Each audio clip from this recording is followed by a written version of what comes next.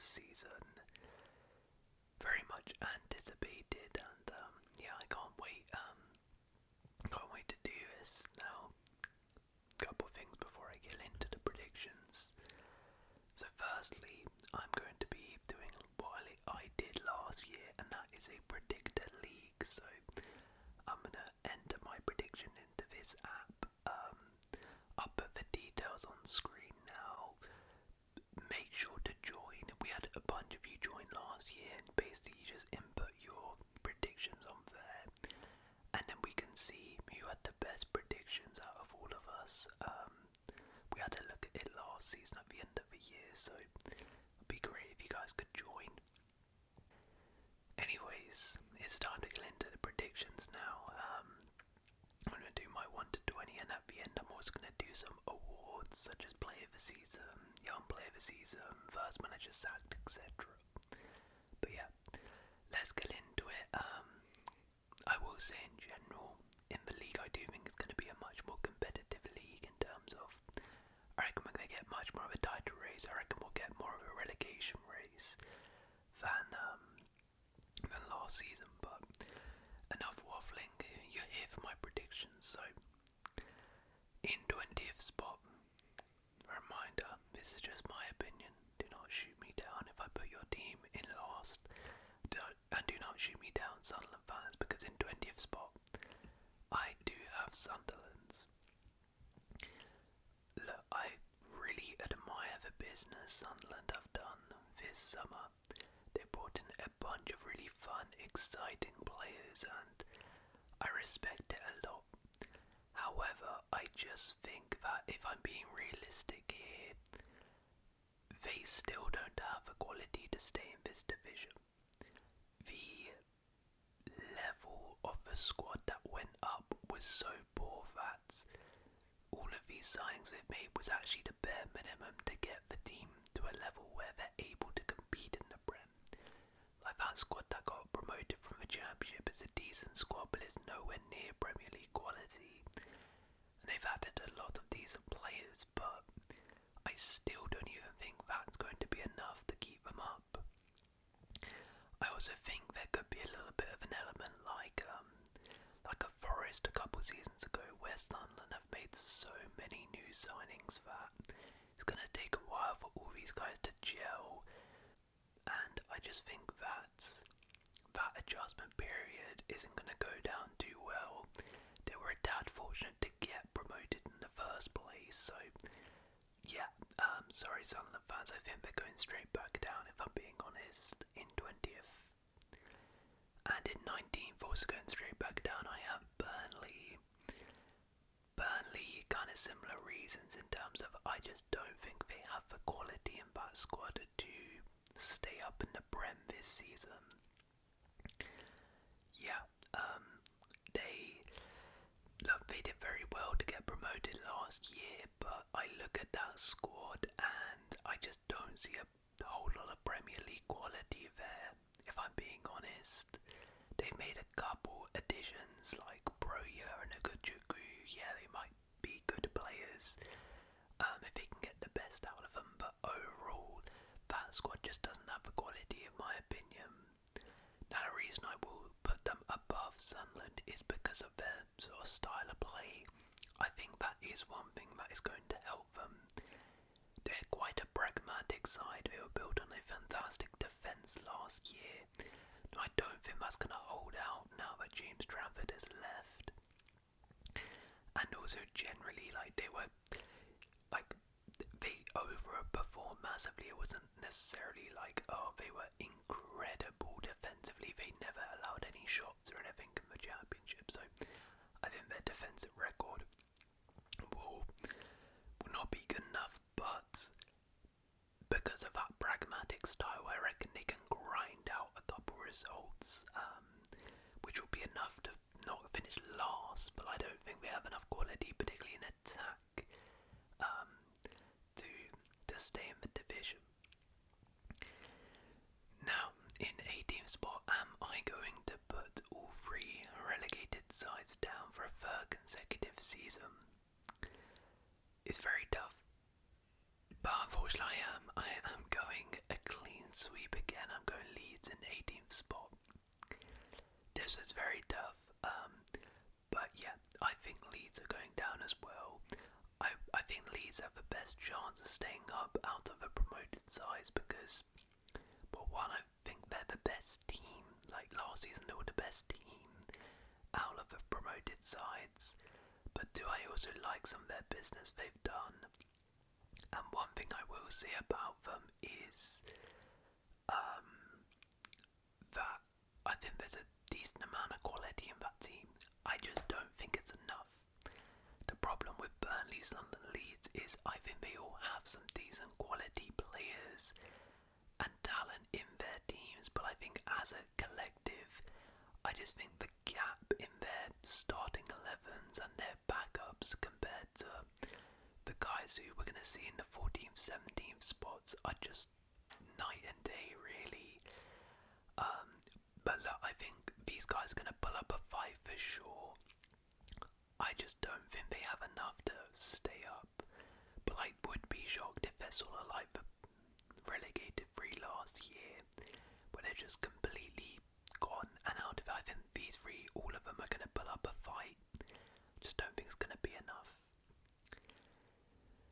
Okay, and in 17th spots, I have Brentford. So yeah, Brentford, I think a lot of people are expecting them to completely fall off. I do think they're going to be struggling this season, but I don't think they're going to get relegated. I think they'll be in and around those relegation areas, but I do just think they have enough in that team to stay up. Obviously losing Mbuemo and it looks like Wissa as well. That is absolutely catastrophic for Brentford because those two were pretty much the only two attackers who did anything for Brentford. I mean, Kevin Schade was okay, but Mbuemo and Wissa, the partnership those two formed, so integral to what Brentford did last season. Losing a player like Norgard is also very important, and then of course losing their manager Thomas Frank as well. Now Keith Andrews, I actually don't mind it in terms of I think he's going to bring a bit of stability. You know, he's not going to completely change the system properly. He'll play a similar way probably to Thomas Frank and knows the players, knows the club very well. So I don't think things are going to go absolutely catastrophic. But I think naturally losing the sheer amount of goals from that team, I'm not entirely sure where those goals are going to be compensated for in terms of Wissa and Burma going, which is why I think Brentford are going to be in and around those relegation spots. But that being said, I mean, like I mentioned, they still have got much more quality than these three. You know, a player like Damsgaard, even a Schade, Nathan Collins, Kelleher, Jordan Henderson. These guys, I think, are fantastic players, so I think we'll have enough to stay up. 16th, I am going Everton. Yeah, I think Everton, I actually really like what they've done in so far this summer. It's just a little bit to Sunderland. They're just undergoing so much change that I think I don't see them really kicking on into like top half or anything like that. I think they're still going to be in and around that bottom half relegation odd area. I like some of the signings they've made. It's just pretty much half of their entire squad has been gone and released and sold, and they're trying to replace all of that. So it's going to take some time, like I mentioned for Sunderland, I reckon, for all of these new signings to bed in for a bit of familiar. Okay, I cannot speak today, but it's going to take a while for these guys to get familiar with each other, which is why I think they might struggle a little bit and finish 16th because of all of that sort of uncertainty in the squad. However, overall, I think they're not going to get relegated for sure, but I think they'll be in and around those areas. 15th spots, I have Wolves. Yeah, I think Wolves, again, will be in and around those areas, but I don't think we'll be going down. Again, I just think Wolves, even though they've lost a couple players, they have much more quality than the bottom three in that squad. You know, they still have players like Andre, like Joao Gomez, Strand Larsen. These are some very good players.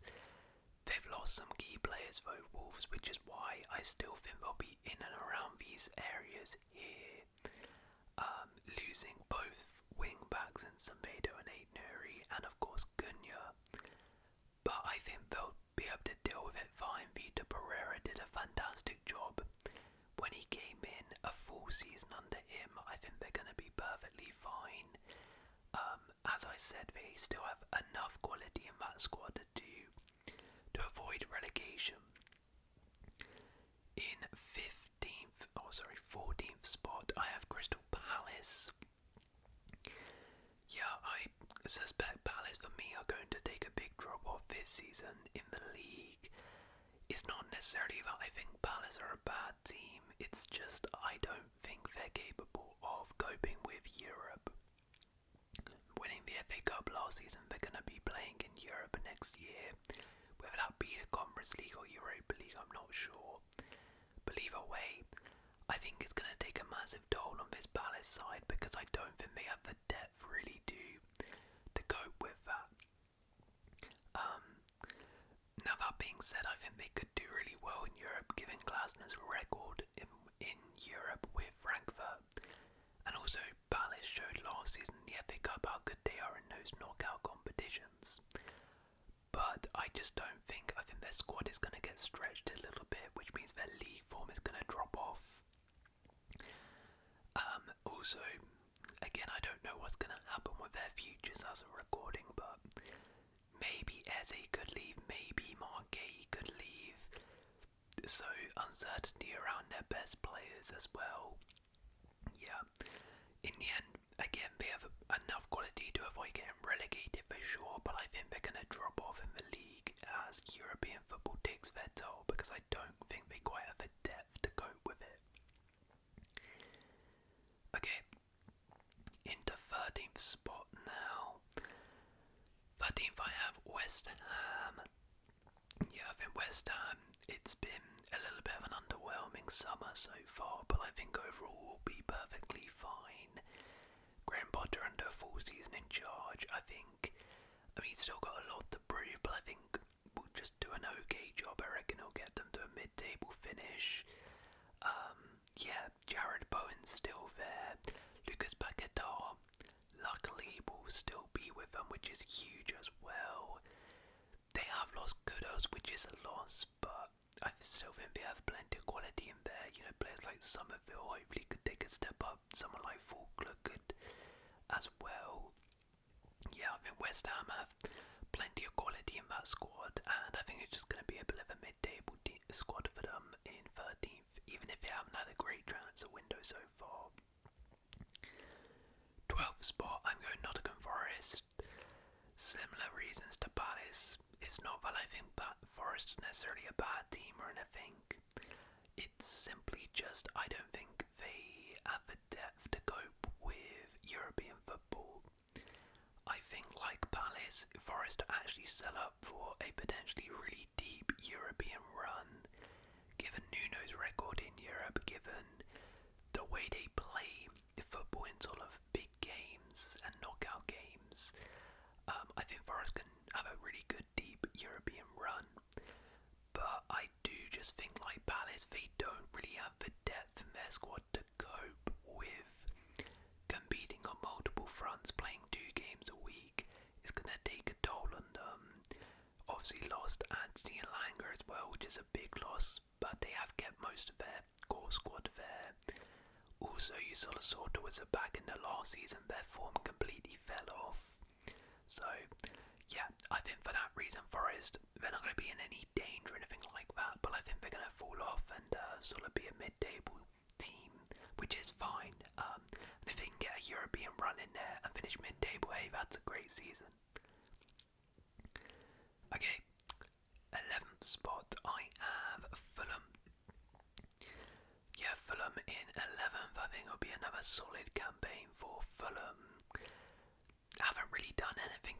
business, but I mean their squad is fine. They haven't lost any key players that kept hold of the likes of Anthony Robinson, which is good. Yeah, I mean, very settled squad, settled manager. They did really well last year. I think they'll sort of be in and around that sort of mid-table top half area again. I don't really see any reason why they would completely fall off, and they haven't really done any business to suggest they're going to completely go into like European spots. So yeah. Okay, into the top half and in 10th spot. I'm going Bournemouth. Yeah, Bournemouth. I think it'll be sort of similar to Fulham, another solid campaign. I think they'll get a top half finish in 10th spots, in around the same areas they finished last year. Bournemouth, now they have lost quite a few players in the back line, losing Howson, Zabanya and Gerges. But I just think that Iraola's system is fantastic, and if Iraola stays for an entire year, it's not going to be that big of an issue, because obviously those three are fantastic players, but Iraola really, I think, helped to get the best out of them. Like, they weren't superstars when they signed for Bournemouth, so I have faith that those replacements like Adrian Truffet, Senesi, they'll probably sign another one, will step up, and like I said, I think the Iraola system is very good. They also had a lot of injuries last year, and they still managed to get in around this area. So, with no injuries, keeping hold of pretty much all of their attackers, I think they'll be perfectly fine, and we'll get a top half finish in 10th. Okay, now this is where things get interesting. So, in 9th spot, I'm going Spurs.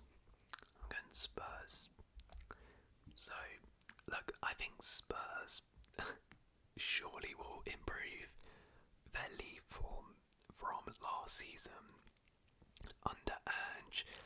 I do actually think Thomas Frank is a good appointment, because Thomas Frank, what he did at Brentford was fantastic. I do like Thomas Frank as a manager. My only thing with Spurs is I just don't think they've done enough to replenish this squad so far. Like, what they've made pretty much one first team starter signing in Mohamed Kudus. I mean, maybe Balinia starts, but that's just not enough. Like, they finished 17th last season. They needed to overhaul that squad, and they haven't really done so. Also playing in the Champions League next season, we saw the way. Now, granted, I think it was a lot to do with the way Ange played, but we did see the way they sort of collapsed in the league because they were focusing on the Europa League. They had a bunch of injuries because they couldn't really cope with 2 games a week. For those reasons, I think they're going to finish 9th. I think they're going to improve, but I just don't think I don't think they've strengthened enough in the transfer market. I think Thomas Frank, it's his first season in a massive job. He's never managed at this sort of big 6th level before. It's going to take some time. It's going to take some adjusting. Playing Champions League football. So for all of those reasons, I think they're going to be competitive in terms of getting in the European spots, but I think they'll miss out and finish in 9th. In 8th spot, I have Man United. Yeah, I mean, sort of similar reasons to Spurs here, really. I expect surely United are not going to finish where they did last season. And now United, the reason I have them above Spurs, there's 2 reasons here. Firstly, they have actually strengthened their first team a lot more than Spurs, signing Mbuemo, Cunha and Sesko. Those are upgrades to their first 11, which is good. But also secondly, they do only have 1 game a week, which I think is going to be a massive help for them. Because again, we saw the way last season their league form collapsed as they couldn't really cope with playing 2 games a week, and they focused solely on the Europa League. I think having 1 game a week is going to help them.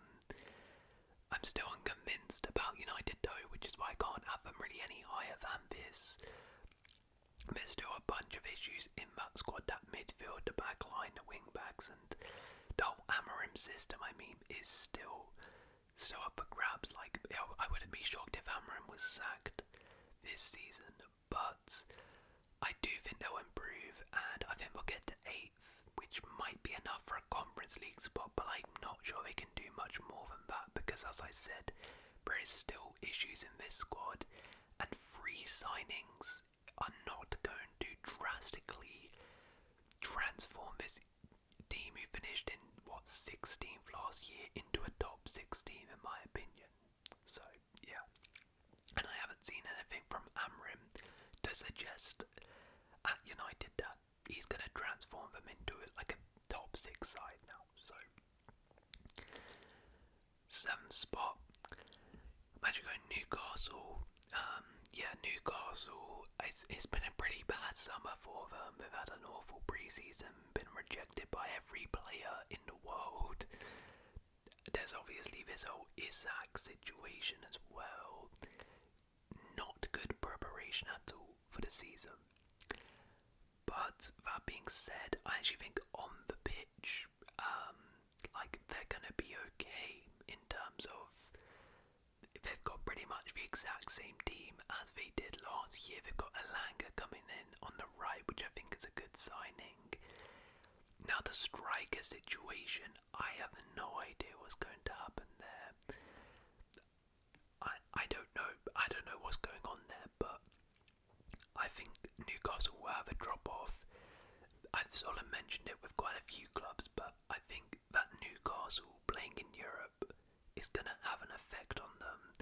Last year they only had 1 game a week to deal with, which is a big reason why they got top 4. This year, now they're back in the Champions League, I think that might take a toll on them, considering how the last time they were in the Champions League they completely fell apart in terms of their injuries and everything, and their squad. They haven't really done much to address their depth as well, Newcastle. If they lose Isaac as well, then, I mean, that is probably their best player gone from their team. And yeah, I just think that they might drop off, and I don't think they're going to get Champions League football again. But I still think as a unit, as a team, they are much better in terms of the way how sets them up and everything, and much more settled than at United and Spurs. But I do just think there might be a bit of a drop off with Europe and the whole Isaac thing. Okay, in 6th spot, I actually have Brighton. This is like my one sort of punchy prediction for the Premier League. I think Brighton are going to have a really good season. Brighton ended last year very well actually under Fabian Hurster. They were fantastic, and if it wasn't for Palace winning the FA Cup, they would have actually got Europe last year. They started off like pretty good, then tailed off in the mid part, but then ended really well. And considering that was Fabian Hurstler's first season, he did a pretty decent job. I think this year, second season under Hurstler, they're really going to kick on. The key thing for Brighton is, I mean, they haven't really lost anyone absolutely massive. Like, obviously, Joao Pedro and Estupiñán are gone. But, like, they're going to be big misses. But it's not like Joao Pedro was carrying this team. It's not like he was like Caicedo or McAllister when they were at Brighton. And, yeah, I think Brighton will be fine. I think a lot of their players who they signed last season are going to improve, like a Brojan Gruder, like a Matt O'Reilly. Yeah, I think Brighton, they pretty much kept the most of their squad last year. As I said, they ended last year very well. I see them continuing that, and I think they're going to get back into Europe. That's all of my punchy prediction there. Okay, in 5th spot, I have Aston Villa. Now, I'm not entirely sure if it's going to be a top 5 or a top 4. That might or may not be enough for Champions League football, but I have Villa in 5th. I think Villa, for me, are just out of sort of these guys, they're the most settled team. Like, as a recording, they haven't lost anyone key. There was lots of rumours concerns about Watkins, Martinez at the start of the window, but they've all stayed so far. So looks like it's going to be pretty much the exact same team from last year. Made a couple additions like Evan Grayson, which is not bad. Yeah, I mean this team was very close in killing Champions League football last year. It's pretty much the exact same team as last season, so I don't see a reason why they're going to completely fall apart here. Emery's a fantastic manager. I will say, they're in the Europa League. I think they could do some really good things there, given Emery's track record. And yeah, I think they'll be fine and get 5th. Right, into the top 4 now, and in 4th spot I have Chelsea. My boys Chelsea. Now, what I'd say for us is, my expectation and what I'm hoping here is I have us in 4th, but I don't want it to be like last season. I don't think it will be, where we're scrapping until the last day of the season to make sure we get into top 4. That can't be happening this year. I don't think will happen. I think there might be a bit of a gap between these 4 and the rest, because I think just quality-wise in their squads are much better. I think we are also, again, much more of a settled team than these guys. Yeah, I think we've made some decent signings. I would like to think we're going to be sort of in and around the title conversations for a lot of the season, but in the end, I just think that we're not quite there yet. We're still a bit of a young team. We still, I think, lack that consistency. We can do it in those one-off games as we saw at the Club World Cup, but I think we just lack the consistency in a 38-game season to go ahead and win the league. But I think we'll be pushing these 3, or at least that's what I hope, and I think we'll definitely have enough to get top 4. Right, now into the top 3. Now this is quite tough. I was constantly switching here, but in the end I went in 3rd spot, Arsenal. In 3rd spot I've gone for Arsenal. Now I actually like the business Arsenal have done. I think Mendy's not bad. I think Gyökeres, obviously they need as a striker. It's not bad. I guess Madueke will contribute for them. But my thing with Arsenal is, I don't know. If Gyökeres bangs, then maybe they win the league, and I can definitely see a world where they do win the league. I just think that last season they showed that I think they actually just got worse. I think they generally declined last season. Their performances were quite poor. Creativity, I think, was a big problem actually for them last year. They really struggled actually. Open play goals. They relied a lot on set pieces last season. And creative wise, have they really done much to address that? I'm not sure. Gyökeres has come in. Obviously they needed a striker. I don't know how he's gonna do. We'll see, but I just think that they're lacking that something to go ahead and win the league. From what I saw last season, as I said, I thought they got worse. And have they made enough signings? And do I see them drastically now improving to win the league? I don't think so, personally. As I said, I actually think creativity, creating a bunch of chances, breaking down low blocks, I think they got a lot worse at that last season, and I don't, as a recording, they haven't really signed anyone to address that. I mean, maybe if Odegaard can get back to his levels, but I just think they're going to be a little bit short this season. And yeah, I don't think they're going to win the league again.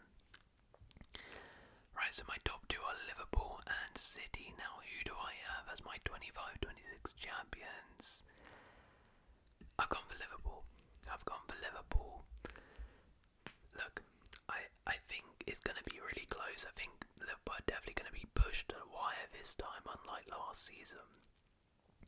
But the way I see it is, I think Liverpool probably have the best squad in the Premier League, and the additions they've made are just fantastic, aren't they? Gerges, Frimpong, Verts, all absolute quality. If they sign Isak as well, wow. Ekadike's okay, yeah, but yeah. And my thing with Liverpool is, look, they have made a lot of signings, and that squad is going to undergo a lot of change, which there might be teething problems for them. But one of the luxuries Slot has is this is already a title-winning team, and let's say, I don't know, Verts is maybe taking a while to adjust to the Premier League. Liverpool have Soboslai, who they can just pull in and put Words to the bench for a bit, and suddenly they're back to their title-winning midfield. Same thing like at the back, they could just slot Robertson in instead of Gerges or Bradley in at right back. So I don't think it's necessarily going to be a huge issue that they've signed a bunch of players. Even if there are teething problems, I think they're going to be fine. And I think if those players like Words bang, then, well, Liverpool are surely going to win the league. Now I have City in second. The reason I have City ahead of Arsenal and in second place is because I think City, the signings they've made have been really good. I think they've really, really improved that squad with Shirky coming in, Reinders coming in, Aït-Nouri coming in. These are some really good signings. I look at that squad and their first 11 is very, very good. Now, like the only real area where they maybe have an issue is right back, but that's not even a big deal. And I also think with City, they showed towards the back to last season improvement. Rodri coming back is going to be great for them as well. I think the quality in their squad, I think, is actually they have a better team than Arsenal, to be honest. When everyone is fit, their starting 11 for me is better. The only reason I don't think they can win the league is because I think there are still systematical things there for them, where we saw last year the way they were getting ripped apart on the counter-attack, the way they were losing to all sorts of teams. I just can't forget that. I don't think they'll improve enough to win the league, but I think they'll do enough to be in the title race. And like I said, I think they have, with Shirky coming in, with Reinders coming in, I think they've done sort of enough to address creativity problems, which I mentioned Arsenal have. Their biggest problem is their defence. How is that gonna do? But I think with Rodri in there, with Reinders in that midfield, that's gonna help. Aït-Nouri at the back, Gvardiol can come in at centre back. I think they're gonna take massive improvements and be in the title race. I just don't think they'll have enough to win it. But as my 1 to 20, let's move on to some awards now. So, player of the season. Well, I could play it really boring and just say Salah, but you know what? I'll give it to Van Dijk. If Liverpool are gonna win the league, I'll give it to Van Dijk. Young player of the season. Again, I could be really boring here and just bit like Saka or something, but I'm gonna choose someone who I think could be like a bit of a breakout star. I'm gonna say Ryan Shirky for Man City. I think he's an absolute baller, and I think he's gonna be fantastic. Top scorer, I am gonna go boring. I'm gonna say Erling Haaland. I think he's gonna have a bit of a bounce back this year and reclaim that golden boot. Signing of the season, I am gonna go another City player. I'm gonna go Tijani Reinders.